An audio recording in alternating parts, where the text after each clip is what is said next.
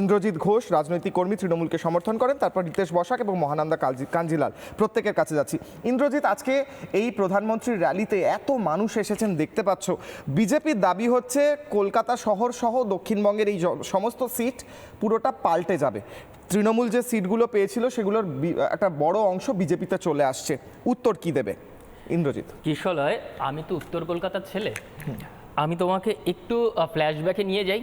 2 বছর আগে এরকমই একটি সন্ধে, খুব সুন্দর নাটকীয় সন্ধে, তোমাদেরই চ্যানেলের ময়ূক রঞ্জন ঘোষ এই উত্তর কলকাতার প্রায় একই পথে, এটা একটু ডান দিকে বাদিকে বেঁকে গেছে, ওটা ছিল সোজা। তো লাইভে প্রধানমন্ত্রীর একেবারে রোড শো থেকে, এই কনভয় থেকে, এই হুটখোলা গাড়ি থেকে এত ভিড় দেখিয়েছিল, এর থেকে কোনো অংশে কম নয়। কিন্তু যখন আমরা ইলেকশন হলো, যখন ভোট দেখলাম এবং ভোটের রেজাল্ট বেরোলো, তখন দেখলাম যে তৃণমূল কংগ্রেসের প্রার্থী সুদীপ বন্দ্যোপাধ্যায় বিজেপির প্রার্থী তাপস রায়কে পেছনে ফেলে দিয়ে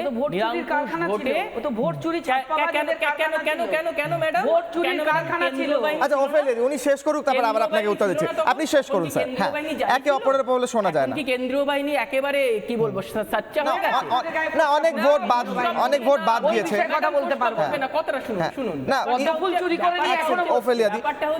অনেক ভোট বাদ গিয়েছে ইন্দ্রজিৎ, সেটাও তো জানো। অনেক ভুয়ো ভোট, মৃত ভোট মৃত, তখন অত শতাংশ ভোট পড়তো না।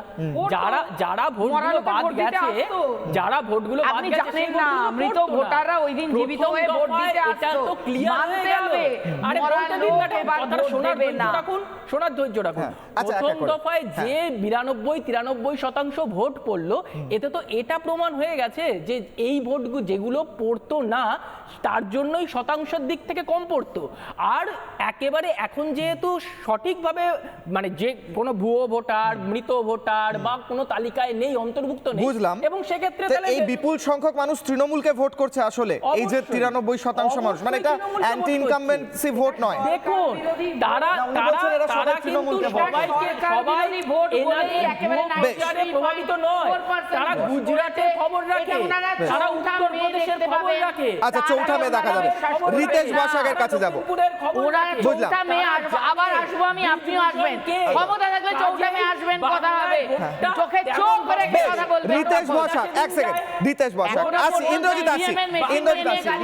নানা ধরনের কন্টেন্ট দেখার জন্য লাইক করুন, শেয়ার করুন আমাদের ফেসবুক পেজ, সাবস্ক্রাইব করুন আমাদের ইউটিউব চ্যানেল। পাশাপাশি অন্যান্য ব্রেকিং নিউজের জন্য অবশ্যই চোখ রাখুন রিপাবলিক বাংলায়।